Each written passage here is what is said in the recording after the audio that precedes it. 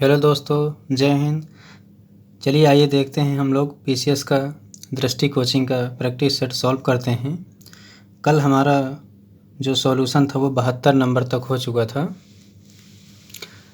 किसी कारणवश रिकॉर्डिंग नहीं बराबर हो पाई थी, उसके लिए सॉरी। तो आज हम लोग वहीं से शुरू करते हैं। जैसा कि जानते हैं कि 150 प्रश्न करना होता है 2 घंटे में, इसलिए आइए वहीं से शुरू करते हैं जहाँ से कल वीडियो पॉज हुआ था। आइए देखते हैं 72 नंबर प्रश्न। 72 नंबर प्रश्न आपका कहता है कि लुप्तप्राय प्रजातियों के अंतर्गत व्यापार पर अभी समय सरकारों के बीच एक अंतर्राष्ट्रीय समझौता है। यह किस वर्ष लागू हुआ था? जो लुप्त प्रजातियों के अंतर्राष्ट्रीय व्यापार पर अभी समय सरकारों के बीच एक अंतर्राष्ट्रीय समझौता हुआ था, किस वर्ष लागू हुआ था? दोस्तों यह हुआ था, आप देखते हैं कि 1975 में यह लागू हुआ था। अगला दोस्तों क्वेश्चन है आपका 73 नंबर। 73 नंबर क्वेश्चन कैसा है? नीचे दिए गए कथनों पर विचार कीजिए। अभिकथन ए तथा दूसरे को कारण आर कहा गया है। आपका अभिकथन ए है, सल्फर डाइऑक्साइड के कारण आँख और गले फेफड़ों में जलन होती है। ठीक है, ये बात आपकी सही है। कारण तापीय ऊर्जा संयंत्र वायु में सल्फर ऑक्साइड उत्सर्जित होते हैं। दोस्तों ये भी बात आपकी सही है, इसलिए हमारा जो आंसर होगा वो ये होगा, पहला वाला विकल्प। पहला वाला विकल्प आपका कहता है ए और आर दोनों सही हैं जी, ये इसलिए आपका आंसर ये है, सही है। दूसरा आपका 74 नंबर प्रश्न है। 74 नंबर प्रश्न आपका कहता है, उत्तर प्रदेश के बागवानी एवं खाद्य प्रसंस्करण के विभाग के लिए पंचवर्षीय योजनाकार रोड मैप संदर्भ में निम्नलिखित में से कथन कौन सा सही है? उत्तर प्रदेश सरकार ने 17 मई 2022 को बागवानी एवं खाद्य प्रसंस्करण विभाग के लिए पंचवर्षीय कार्य योजना रोड मैप तैयार किया था। दूसरा कथन कह रहा है कि खाद्य प्रसंस्करण क्षेत्र को बढ़ावा देने के लिए 45 इक्वेशन केंद्र और 11 मेगा फूड प्रोसेसिंग क्लस्टर स्थापित करने का लक्ष्य रखा गया था। दोस्तों ये भी कथन आपका सही है, इसलिए हमारा जो 74 का आंसर होगा वह बी होगा, मतलब दोनों सही हैं। 75वां प्रश्न आपका कह रहा है कि निम्नलिखित में से कौन सा दक्षिण एशिया वन्यजीव प्रवर्तन नेटवर्क का हिस्सा नहीं है? दोस्तों जैसा कि विकल्प है भारत, पाकिस्तान, चीन, श्रीलंका। इसमें आपका चीन जो है हिस्सा नहीं है दक्षिण एशिया वन्यजीव प्रवर्तन नेटवर्क का। अगला आपका क्वेश्चन कहता है 76 नंबर, विश्व की बाज राजधानी निम्नलिखित में से किस देश की है? दोस्तों ये है आपकी रूस, चीन, ऑस्ट्रेलिया, भारत। दोस्तों इसका जो सही विकल्प होगा वो आंसर आपका डी होगा, भारत। विश्व की बाज राजधानी है आपकी भारत।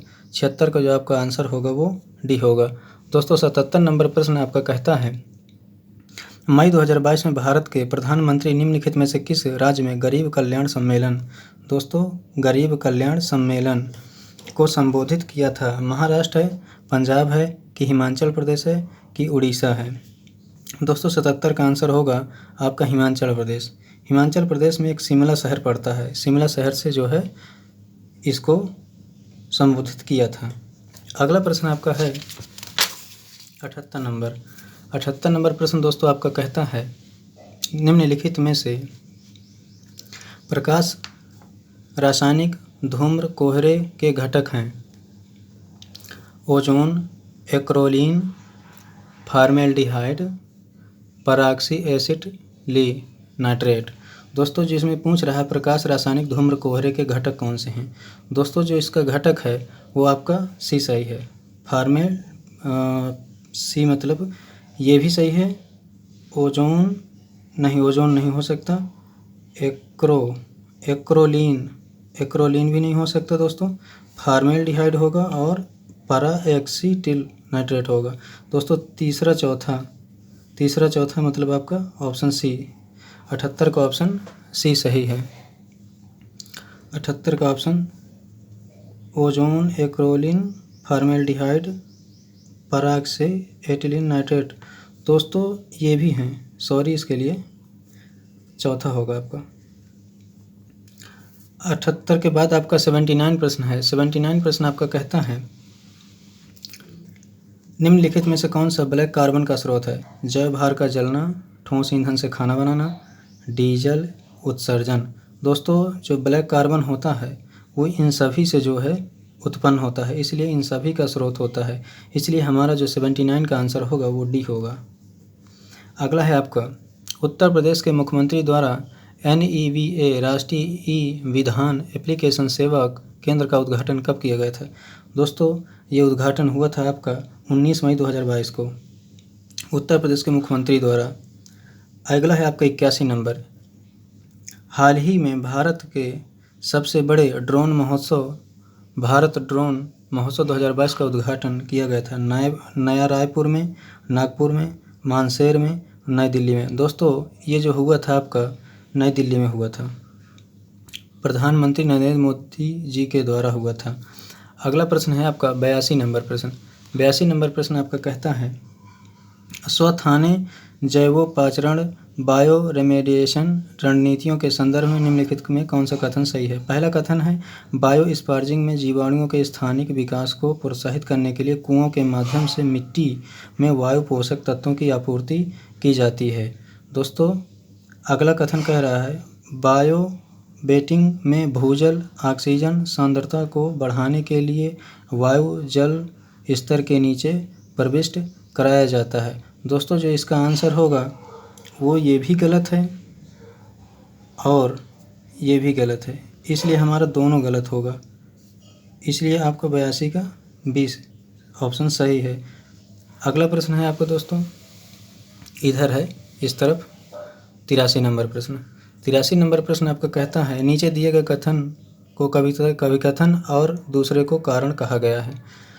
पहला है समताप मंडल के बारे में। समताप मंडल में ओजोन पृथ्वी पर जीवन के लिए अच्छा संकेत है। ठीक है, समतापीय मंडल लिए ओजोन सूर्य की कुछ हानिकारक पराबैंगनी किरणों को अवशोषित करके पृथ्वी पर जीवन की रक्षा करती है। दोस्तों ये भी सही है।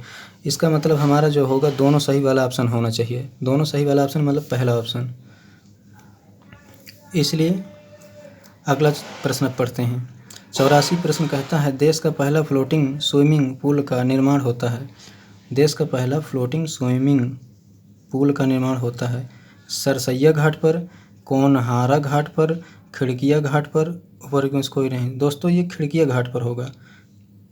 खिड़किया घाट आपका बनारस में पड़ता है, बनारस में पड़ता है खिड़किया घाट। फ्लोटिंग स्विमिंग पूल बनाने का जो है निर्माण होगा और इसमें मतलब कपड़े चेंजिंग के लिए भी होगा और मतलब श्रद्धालुओं के लिए बनाया जा रहा है। और अगर यहाँ पर सक्सेस हो रहा है तो और घाटों पर भी ये ऐसा फ्लोटिंग स्विमिंग पूल का निर्माण किया जाएगा। 85वां प्रश्न आपका कहता है, अपरदहारी जिस प्रक्रिया द्वारा जीवाणु और कवकीय एंजाइम अपरद को सरल जैविक पदार्थों में अपघटित कर देते हैं उसे कहते हैं खनिजीकरण विखंडन। दोस्तों कह क्या रहा है, जैविक पदार्थों को अपघटित करते हैं, तो विखंडन ही होगा। अगला दोस्तों प्रश्न है आपका 86 नंबर प्रश्न। 86 नंबर प्रश्न कहता है, कार्बन अभिग्रहण क्या है? कार्बन अधिग्रहण क्या है? रेडियो कार्बन का उपयोग करके किसी वस्तु की आयु निर्धारित करने की विधि। ठीक है, वातावरण से कार्बन डाइऑक्साइड के कैप्चर, सिक्योर और स्टोर करने की एक प्रक्रिया है। वातावरण से कार्बन डाइऑक्साइड का निष्कर्षण। दोस्तों मीथेन के साथ कार्बन का मिश्रण। दोस्तों ये भी गलत है आपका, ये भी गलत है। वातावरण से कार्बन डाइऑक्साइड के कैप्चर, सिक्योर को स्टोर करने की एक प्रक्रिया है। दोस्तों ये आपका सही है। अगला प्रश्न है 87 नंबर। 87 नंबर प्रश्न आपका कहता है, निम्नलिखित में से किसने महिला विश्व मुक्केबाजी चैंपियनशिप 2022 में स्वर्ण पदक जीता? 2022 में स्वर्ण पदक की बात किया है, निखत जरीन ने जीता था। मनीषा मौन, परवीन हुड्डा, इन्होंने कांस्य पदक जीता था, कांस्य पदक जीता था। दोस्तों ये आपका टर्की में आयोजित हुआ था 2022 में। यह जो है 12वां संस्करण था। 6 मई 2022 को 12वां संस्करण आयोजित हुआ था टर्की में। अगला प्रश्न है दोस्तों आपका 88 नंबर प्रश्न। 88 नंबर प्रश्न आपका कहता है, प्राकृतिक संसाधनों और प्रकृति के संरक्षण के लिए अंतर्राष्ट्रीय संघ IUCN का मुख्यालय निम्नलिखित में से किस संस्थान पर है? दोस्तों जिनेवा स्विट्जरलैंड में है, या ग्लैंड स्विट्जरलैंड में है, या बेसेल स्विट्जरलैंड में है, या लुसाने स्विट्जरलैंड में है। दोस्तों आपका जो 88 का आंसर होगा वो 88 का आपका ग्लैंड स्विट्जरलैंड होगा। अगला है दोस्तों, पहले इसका स्थान दूसरा था, अब जाकर बदल कर इसका ग्लैंड स्विट्जरलैंड में किया गया है, इसलिए IUCN का जो है ग्लैंड स्विट्जरलैंड में ही मुख्यालय अब दोबारा किया गया है, इसलिए 88 का प्रश्न बी ऑप्शन सही है। अगला प्रश्न है आपका 89 प्रश्न, जलवायु परिवर्तन पर संयुक्त राष्ट्र फ्रेमवर्क कन्वेंशन UNFCCC के किस जलवायु सम्मेलन में अंतर्राष्ट्रीय सौर गठबंधन की शुरुआत की गई थी? दोस्तों जो इसका आंसर है आपका वो है आपका कॉन्फ्रेंस ऑफ पार्टीज 19 और conference of parties 21, conference of parties 22, conference of parties 24। जो इसका आंसर है दोस्तों वो आपका कॉन्फ्रेंस ऑफ पार्टीज होगा। दोस्तों ये फ्रांस प्लस भारत के जो है गठबंधन से शुरुआत हुआ था। अगला दोस्तों आपका है 90 प्रश्न। 90वां प्रश्न कह रहा है फलों और सब्जियों के लिए इंडो इजराइल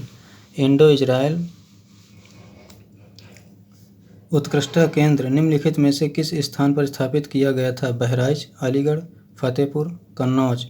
फलों और सब्जियों के लिए इंडो इजराइल उत्कृष्टता केंद्र निम्नलिखित किस स्थान पर किया गया था?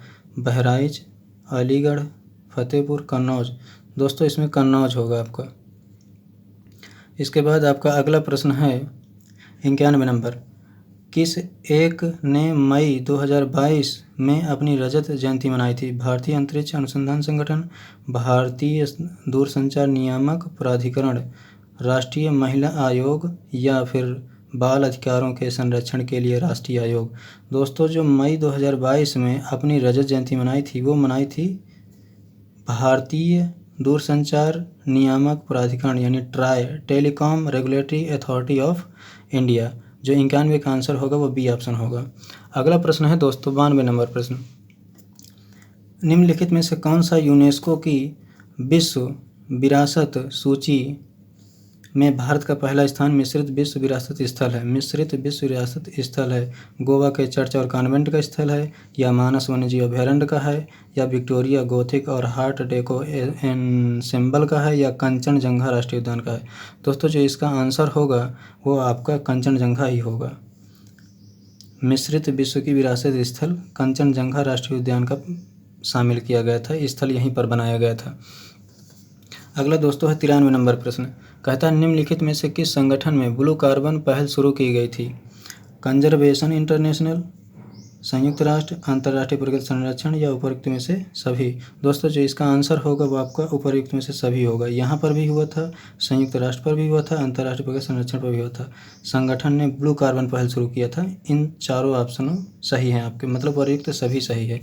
अगला आपका प्रश्न है दोस्तों 94 नंबर प्रश्न आपका कहता है मई 2022 को उत्तर प्रदेश सरकार ने सूचित किया कि उसने 400 करोड़ का राजस्व अर्जित किया।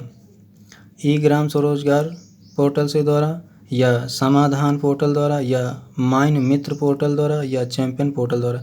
दोस्तों जो 25 मई 2022 को उत्तर प्रदेश सरकार ने सूचित किया था कि 400 करोड़ का राजस्व उसने कमाया है। 400 करोड़ रुपए का राजस्व कमाया हो, माइन यानी जो खनन के अंतर्गत आता है, इसलिए यहाँ से आपका इतना रुपया कमाया गया था उत्तर प्रदेश सरकार के द्वारा 2022 में। अगला प्रश्न आपका कहता है निम्नलिखित में से कौन था, अच्छा 2 सम्मिलित हैं, इसमें 2 सम्मिलित बताना है। अंशुपा झील उड़ीसा में है, वुडबुर पक्षी अभयारण्य तमिलनाडु, ठागे क्रीक महाराष्ट्र, चित्रांगुडी पक्षी अभयारण्य। दोस्तों जो 95 का आंसर होगा वो आपका जो है होगा, पहला तो आपका सही है, इसके बाद बुडबुर पक्षी अभयारण्य तमिलनाडु ये भी आपका सही है। जो आपका ये है वो 2 ही सही हैं, इसलिए 95 का जो आंसर होगा वो आपका पहला और दूसरा सही है, इसलिए पहला होगा। इसके बाद दोस्तों जो आपका है दोस्तों चित्रांगुडी पक्षी अभयारण्य ये भी तमिलनाडु में पाया जाता है। अगला है आपका 96 नंबर, प्रजातियों की प्रचुरता के संदर्भ में निम्नलिखित में से कौन सा कथन सही है? अगला है जो आपका अल्फा विविधता के एक क्षेत्र के विभिन्न पारिस्थितिक तंत्रों के लिए समग्र विविधता की माप, बीटा विविधता पारिस्थितिक तंत्रों के बीच विविधता की तुलना है जिसे आमतौर पर पारिस्थितिक तंत्रों के बीच प्रजातियों की संख्या में परिवर्तन के रूप में मापा जाता है। दोस्तों, प्रजातियों की जो परिभाषा होती है वो अल्फ़ा, बीटा और गामा इन तीनों में जो है विभाजित करके पढ़ा जाता है या उसमें किताबों में लिखा होता है अल्फ़ा, बीटा, गामा करके। तो इसमें जो है पहला जो कथन है आपका वो यही कह रहा है कि अल्फ़ा विविधता एक क्षेत्र के भीतर विभिन्न परिस्थितियों के लिए, विभिन्न के लिए नहीं हो सकता दोस्तों, एक विशेष के लिए होता है। विभिन्न परिस्थितियों में नहीं होता है, विशेष के लिए होता है, इसलिए पहला आपका गलत है। तुलना है आमतौर पर विशेष प्रजातियों की संख्या में परिवर्तन के रूप में मापा जाता है। हाँ, ये आपका सही है, इसलिए हमारा दूसरा सही होगा, केवल 2। जो अगला आपका प्रश्न है 97 number, Uttar Pradesh media directory 2022 का विशेष अंक किसने जारी किया था? सतीश महाना ने और संजीव गोंड ने, बलदेव सिंह आलेख ने, ब्रजेश सिंह ने। दोस्तों, जो इसका सही आंसर है वो आपका है सतीश महाना, ये विधानसभा के अध्यक्ष हैं। अगला प्रश्न है जो आपका 98 नंबर। 98 नंबर प्रश्न आपका है, आपके सामने है, राष्ट्रीय सौर मिशन के संदर्भ में निम्नलिखित कथनों में से कौन सा कथन सही है, ये बताना है आपको। ई मिशन को 2020 में शुरू किया गया था। अगला कथन आपका कह रहा है, इस मिशन का लक्ष्य 2030 तक ग्रिड से जुड़े 100 गीगावाट का सौर ऊर्जा संयंत्र स्थापित। दोस्तों, पहली बात तो ये आपका शुरू किया गया था 2011 में। 2011 में पहला कथन आपका गलत हो गया है। और दूसरा जो कथन है आपका, इस वर्ष का लक्ष्य 2030 तक नहीं दोस्तों, यह है आपका लक्ष्य जो रखा गया है 2022 तक रखा गया है। 2022 तक इसका लक्ष्य रखा गया है, ये भी गलत है आपका। इसका मतलब आपका दोनों गलत हैं, ऑप्शन डी। अगला प्रश्न है आपका 99 नंबर। 99 नंबर प्रश्न आपका कहता है, निम्नलिखित में से कौन सा सुमेलित है? 2 सुमेलित हैं इसमें कोई। मिथाइल मरकरी मिनीमाता से होता है, ठीक है। कैडमियम विषाक्तता, ब्लू बेबी सिंड्रोम, अच्छा। उच्च नाइट्रेट संदूषण, इसके बाद कोयला धूल कण, हाँ ठीक है, ये भी सही है। इसका दोस्तों ये होगा, हमको बोला है कि 2 सुमेलित हैं, पहला सुमेलित है आपका और चौथा सुमेलित है, इसलिए हमारा कौन सा होगा? पहला और चौथा होगा। दोस्तों, ऐसे जो मिलान करने वाले होते हैं इसमें अगर 1-2 भी आपको आते हैं तो आप मिलान करके इसका आंसर बता सकते हैं प्रश्नों का। अगला जो प्रश्न है आपका 100 नंबर। 100 नंबर प्रश्न आपका जो कहता है, 14 मई 2022 को दूरसंचार विभाग द्वारा निम्नलिखित में से कौन सा पोर्टल लॉन्च किया गया था? पीएम वाणी, गति संचार, DOT डैशबोर्ड या सरल संचार? दोस्तों, जो 100 का आंसर होगा वो बी होगा, 100 का आंसर भी होगा। गति संचार जो है 14 मई 2022 को दूरसंचार विभाग द्वारा लॉन्च किया गया था। अगला है, निजी क्षेत्र के औद्योगिक पार्क में निम्नलिखित में से कौन सा कथन सही है? उत्तर प्रदेश सरकार ने घोषणा की कि राज्य के 15 शहरों में निजी क्षेत्र में औद्योगिक पार्क विकसित किए जाएंगे। इस योजना के प्रारंभिक चरण में निजी औद्योगिक पार्क और अंतर्गत आने वाले उद्योगों में से केवल कपड़ा दोस्तों गलत है।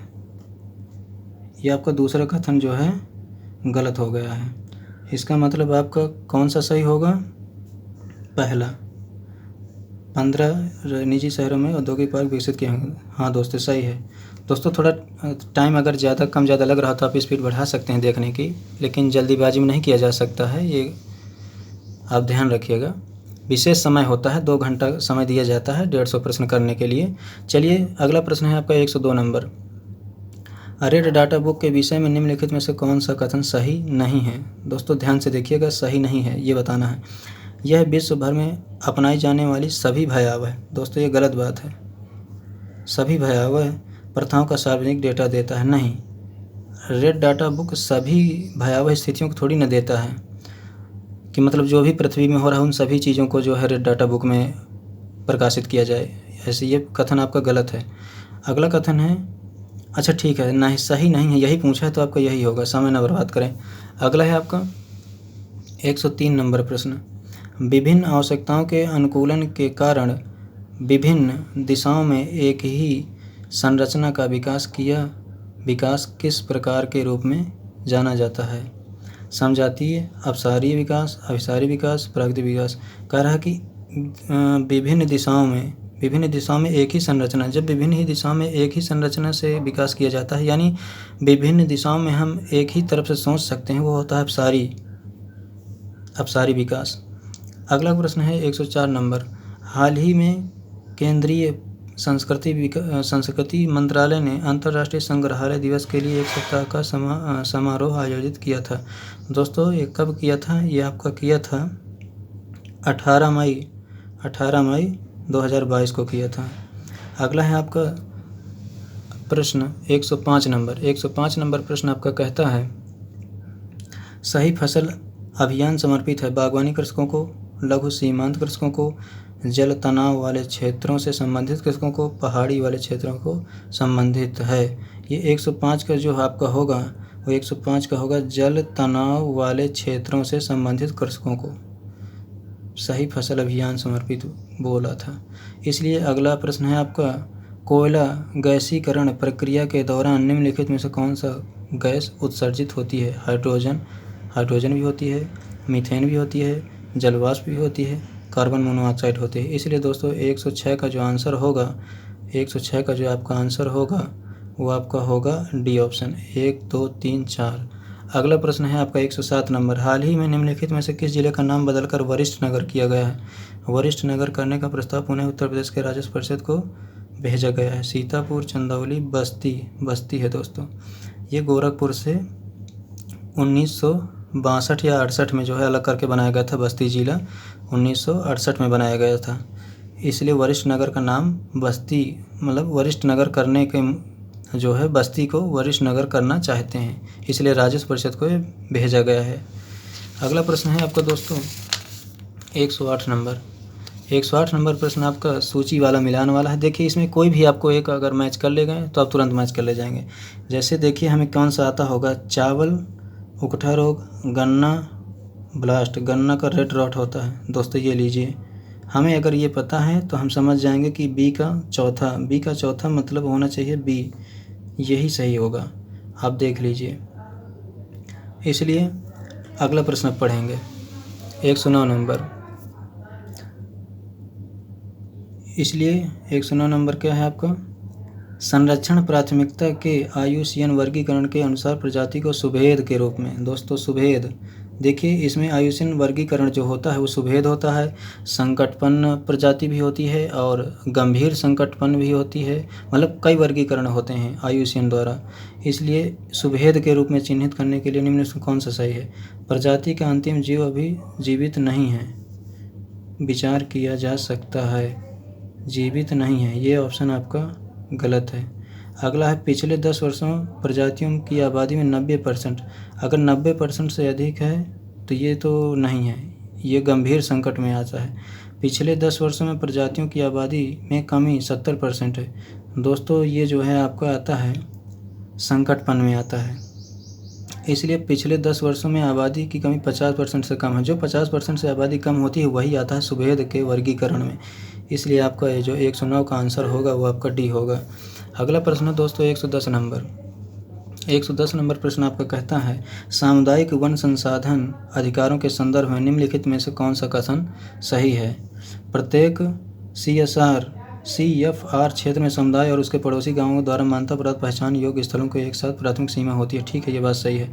अधिकारों को मान्यता देने वाला उड़ीसा देश का दूसरा राज्य है। CFR अधिकारों को मान्यता देने वाला उड़ीसा, दोस्तों ये गलत है, उड़ीसा देश का दूसरा राज्य है दोस्तों, उड़ीसा नहीं है। अगर यहाँ पर पहला होता तब तो फिर सही था, उड़ीसा पहला राज्य था, लेकिन यहाँ पर छत्तीसगढ़ होना चाहिए था, छत्तीसगढ़, या तो यहाँ पर छत्तीसगढ़ हो या तो यहाँ पर प्रथम हो, तब ये कथन सही होगा। इसलिए हमारा जो कथन होगा वो पहला ही सही है। इसलिए 110 का जो आंसर होगा, 110 का आंसर जो होगा वो पहला होगा। अगला जो आपका प्रश्न है वो ये है, मई 2022 में मालन नदी के पुनरुद्धार का अभियान निम्नलिखित में से कहाँ के जिला मजिस्ट्रेट द्वारा शुरू किया गया था? मेरठ, बिजनौर, पीलीभीत, लखीमपुर खीरी। दोस्तों जो इसका आंसर होगा वो आपका बिजनौर होगा। और ये मालन नदी जो है ये आपकी मतलब कि कुछ किलोमीटर बहती है, इसके बाद जो है गंगा नदी में ही अंत में मिल जाती है, ये गढ़वाल से निकलती है। अगला दोस्तों है आपका 112 नंबर। 112 नंबर प्रश्न, काराकोरम विसंगति क्या है? काराकोरम के बारे में विसंगति हमें बताना है। आसपास के क्षेत्र में ग्लेशियरों के कम होने की तुलना में इस क्षेत्र में ग्लेशियरों की वृद्धि को, ठीक है, ये बात कुछ हद तक सही है। काराकोरम श्रृंखला में हिमस्खलन को, भूकंप को, घटनाओं में वृद्धि को। काराकोरम पहाड़ों में दुर्लभ प्रवासी पक्षी प्रजातियों की उपस्थिति को। अधिक ऊंचाई पर स्थित पर्वतमालाओं की तुलना में काराकोरम श्रृंखला में ग्लोबल वार्मिंग के कारण ग्लेशियरों का अधिक पिघलने को। दोस्तों, काराकोरम विसंगति के बारे में पूछा है, इसका जो सही आंसर होगा आसपास के क्षेत्र में ग्लेशियरों में कम होने की तुलना में इस क्षेत्र में ग्लेशियरों की वृद्धि को, ठीक है, यही सही है आपका। अगला प्रश्न आपका है 113 नंबर। 113 नंबर प्रश्न कहता है आपका, निम्नलिखित में से कौन सा कशेरुकी असमतापी है? कशेरुकी असमतापी हमको बताना है। फ्लेमिंगो, मछली, मानव, कोलुगो। दोस्तों, जिसमें होगा आपका 113 का, वो आपका मछली होगा। मछली आपका असमतापी होता है और ये समतापी होते हैं, जितने होते हैं समतापी होते हैं या नियततापी इनको कह सकते हैं, और ये असमतापी होता है मछली। अगला प्रश्न है आपका 114 नंबर। 114 नंबर प्रश्न आपका कहता है, निम्नलिखित में से सागरमाला परियोजना के स्तंभ हैं। पत्तन, आधुनिकीकरण और नए पत्तन का विकास, बंदरगाह जनित औद्योगिकरण, तटीय नौ परिवहन और अंतर्देशीय जल परिवहन, तटीय सामुदायिक विकास केंद्र। दोस्तों, जो इसका जो आंसर होगा वो आपका पहला सही है, तटीय सामुदायिक विकास, और आपका चौथा सही है। इसलिए 114 का जो आंसर होगा 114 का होगा 1 2 3 4 बंदरगाह जनित औद्योगिकरण, ये भी सही है। तटीय नौ परिवहन, सागरमाला परियोजना, तटीय नौ परिवहन, जल परिवहन, दोस्तों ये भी सही है। सॉरी दोस्तों, इसका जो होगा सी होगा 1 2 3 4। मैक्सिमम ऐसे प्रश्नों में 1 2 3 4 यानी जितने विकल्प होते हैं सभी सही होते हैं, इसलिए इसका विकल्प सी सही है। अगला प्रश्न है आपका 115 नंबर। BSE ग्रीनएक्स सूचकांक आकलन करता है। जो आपका BSE ग्रीनएक्स सूचकांक है वो किसका आकलन करता है? कार्बन प्रदर्शन का, वृक्षावरण का, वन आवरण का, ग्रीन हाउस गैसों का। दोस्तों, जो इसका आंसर होगा वो होगा कार्बन प्रदर्शन का करता है। अगला प्रश्न आपका है 116 नंबर। 116 नंबर प्रश्न आपका कहता है, इको सेंसिटिव जोन के संदर्भ में कथन कौन सा सही है? इन्हें जैव विविधता संरक्षण अधिनियम 2002 के तहत अधिसूचित किया गया है। एक बार किसी क्षेत्र को ESZ घोषित किए जाने के बाद और अधिक गिरावट रोकने के लिए चल रही कृषि गतिविधियों पर रोक लगाने की आवश्यकता होती है। दोस्तों, जो इसमें जो कथन है आपके वो 2002 के तहत अधिसूचित किया गया है, ये भी गलत है। क्षेत्र को घोषित किए जाने के बाद अधिक गिरावट रोकने के लिए चल रही है कृषि विधियों में रोक लगाने की आवश्यकता होती है। दोस्तों, आपका ये भी जो है गलत है, इसलिए आपका दोनों गलत है, तो डी होगा, ना तो 1 ना ही 2। अगला आपका है जो अगला प्रश्न है 117 नंबर। 117 नंबर प्रश्न आपका कहता है, हाल ही में केंद्रीय सड़क एवं परिवहन मंत्रालय ने ग्रीनफील्ड इकोनॉमिक कॉरिडोर का निर्माण की मंजूरी दी है। यानी परिवहन मंत्रालय ने ग्रीनफील्ड इकोनॉमिक कॉरिडोर के निर्माण की मंजूरी दी है। कहाँ से कहाँ तक? गाजियाबाद से कानपुर तक, कानपुर से वाराणसी तक, गाजियाबाद से वाराणसी तक, और वाराणसी से लखनऊ तक। इसका दोस्तों होगा गाजियाबाद से कानपुर तक होगा। जो 117 का आंसर होगा वो ए होगा। अगला है आपका सुमेलित नहीं है। कौन सा सुमेलित नहीं देखते हैं? लाइकेन सहजीवी होता है। मोरचेला दोस्तों ये होता है मृतोपजीवी होता है। दोस्तों, ये तो आपका सही है। पेनिक्सिया परजीवी होता है, पेनिसिलियम मृतोपजीवी होता है। दोस्तों, ये होता है।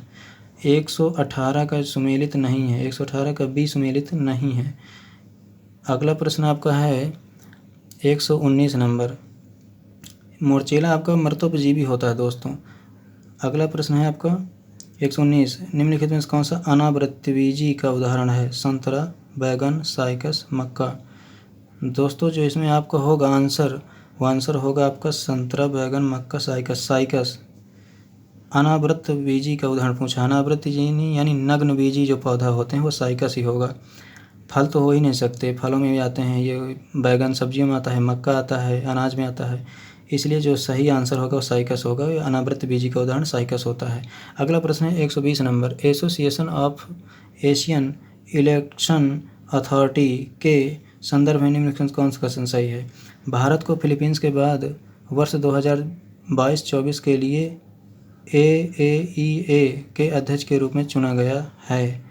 अगला कथन आपका जो है वो कह रहा है, अगला कथन आपका रूस, उज्बेकिस्तान, श्रीलंका, मालदीव, ताइवान और फिलीपींस के कार्यकारी सदस्य हैं। हाँ, ये सही है। भारत को फिलीपींस के बाद 2022 और 24 के लिए AI के अध्यक्ष के रूप में चुना गया है। दोस्तों ये भी आपका सही है। Association of Asian election authority के संदर्भ में बात कर रहा है ना, तो दोनों कथन सही है। जो आपका 120 का आंसर होगा दोस्तों, 120 का आंसर आपका दोनों होगा। अगला प्रश्न है दोस्तों 121 नंबर। दोस्तों 121 नंबर आपका कहता है, हाल ही में उत्तर प्रदेश निम्नलिखित महाविद्यालयों में से किसे सांस्कृतिक विद्यालय का दर्जा प्राप्त दिया हुआ है? वैश्विक संगीत, भातखंडे संगीत महाविद्यालय, भातखंडे ही होगा। ये आपका बनारस में है। अगला प्रश्न है दोस्तों 122 नंबर। 122 नंबर प्रश्न आपका कहता है, 16 वनस्पति के संदर्भ में निम्नलिखित कौन सा कथन सही है? इसमें 25 से 30 फीट ऊंचाई वाले बौने पेड़ होते हैं। ठीक है, 16 वन पूछा है। इसके बाद 16 नीलगिरी के ऊपरी विस्तार में अन्नामलाई और हिमालय। दोस्तों हिमालय गलत है, हिमालय में नहीं पाया जाता है। चलिए इसका कथन कौन सा सही है? पहला सही है, मतलब केवल ए। 122 का जो है दोस्तों केवल ए सही है। अगला है 123 नंबर। निम्नलिखित में से तत्वों यौगिकों में से कौन सा तत्व यौगिक वाहनों के द्वारा वातावरण में उत्सर्जित होता है? पारा, सल्फर, वाष्पशील, कार्बनिक यौगिक और जलवाष्प। दोस्तों जो ये होता है, ये सभी जो है पाए जाते हैं, मतलब सभी जो है वाहनों में उत्पन्न करते हैं। इसलिए 1 2 3 4 होगा, 1 2 3 4 होगा। 123 का जो आपका आंसर होगा वो आपका बी ऑप्शन होगा। अगला प्रश्न है आपका 124 नंबर। राष्ट्रीय परिवार स्वास्थ्य सर्वेक्षण के अनुसार भारत में नई कुल प्रजनन दर रेट क्या है? मतलब कुल आपको टोटल फर्टिलिटी रेट बताना है, वो क्या है?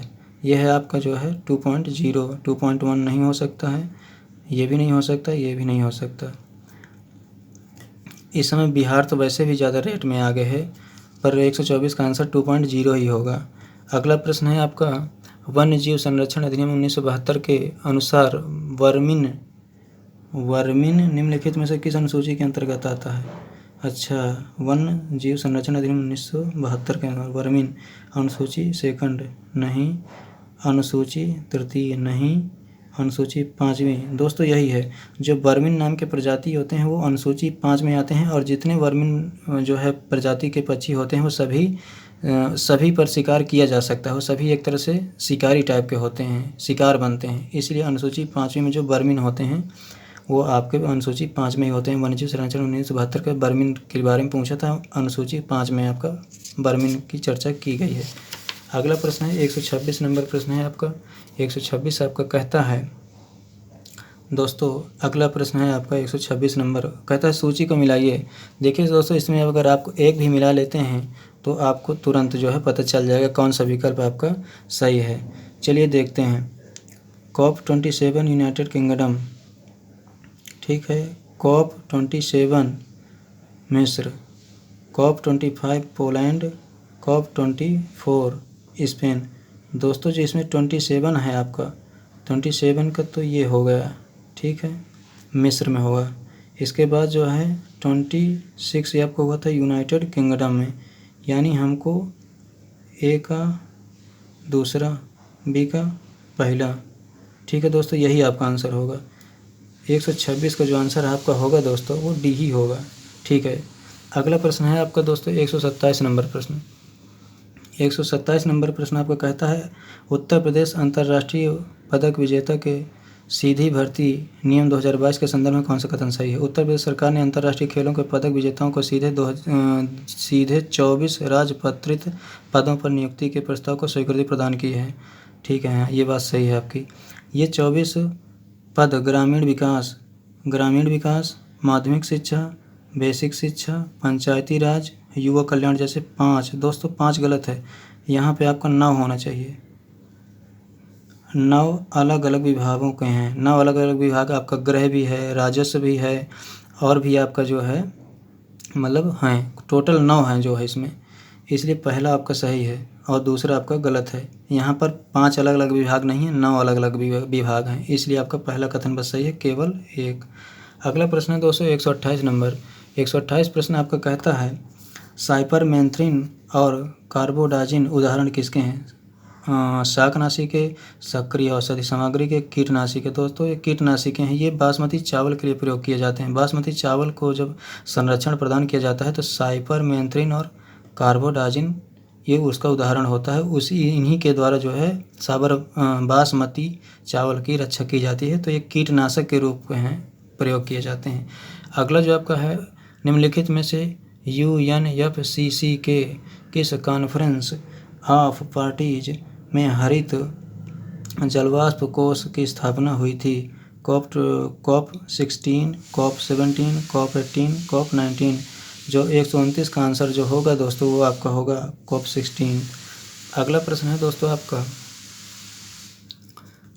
130 नंबर। 130 नंबर प्रश्न है दोस्तों आपका निम्नलिखित मई 2020 में नीति आयोग के उपाध्यक्ष। दोस्तों ये तो आसान सवाल है, नीति आयोग के अध्यक्ष सुमन बेरी ही हैं, राजीव कुमार का स्थान इन्होंने लिया था।